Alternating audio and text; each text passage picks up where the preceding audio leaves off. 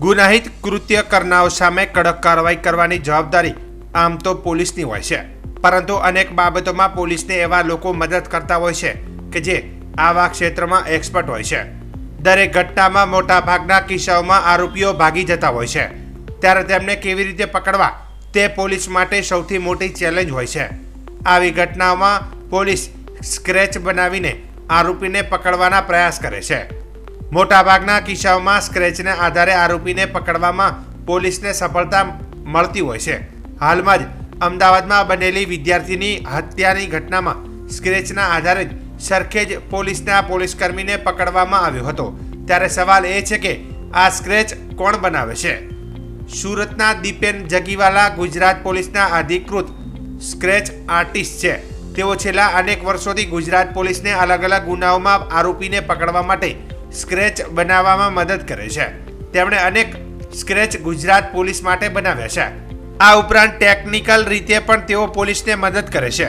માત્ર અમદાવાદની ઘટના નહીં, પરંતુ હાલમાં વડોદરા અને સુરતમાં બનેલી રેપની ઘટના હોય કે પછી રાજકોટના સિનિયર કિલરની ઘટના હોય, અનેક કિસ્સાઓમાં તેમના સ્ક્રેચના આધારે આરોપીઓને પકડવામાં પોલીસને સફળતા મળી છે.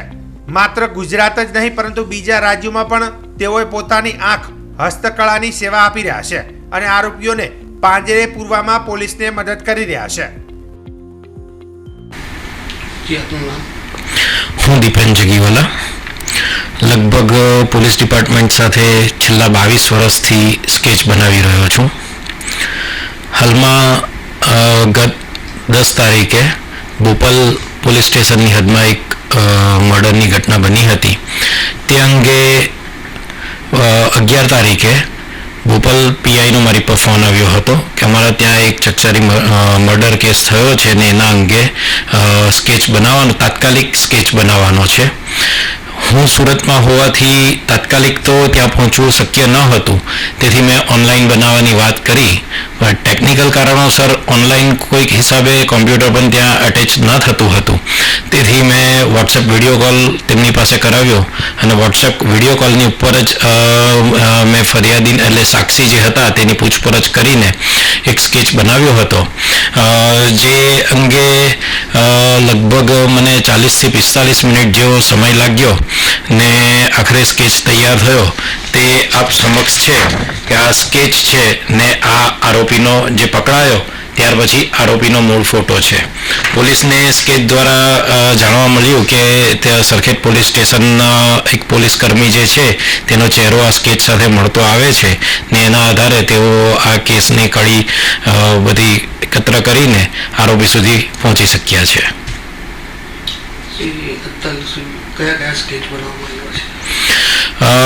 લગભગ છેલ્લા 22 વર્ષની અંદર મેં 700થી વધારે ગુનાની અંદર કામ કર્યું છે, જેમાં મુખ્યત્વે ગુનાઓમાં અમદાવાદ ને સુરતના બોમ્બ કેસના સ્કેચ મારા દ્વારા બનાવેલા છે.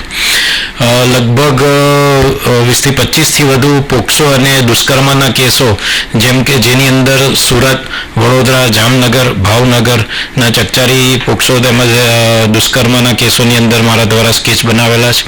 રાજકોટના સ્ટોન કિલરનો કેસ હતો, તેમાં મુન્દ્રા પોર્ટના એનડીપીએસના જે ડીઆરઆઈએ કેસ કર્યો હતો એની અંદર, ને હાલની અંદર વડોદરામાં જે ગેંગરેપ થયો હતો, કોસંબામાં ગેંગરેપ થયો હતો ને સાથે આ અમદાવાદ બોપલનો કેસ છે, એ દરેકની અંદર મારા દ્વારા સ્કેચ બનાવવામાં આવેલ છે.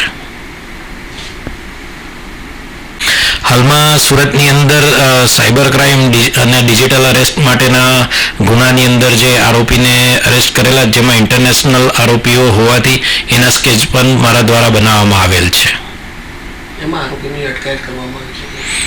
એમાં લગભગ 7 જેટલા આરોપીઓની અટકાયત કરવામાં આવેલી છે તથા સ્કેચના દ્વારા બીજા આરોપીઓની પણ શોધખોળ શરૂ છે.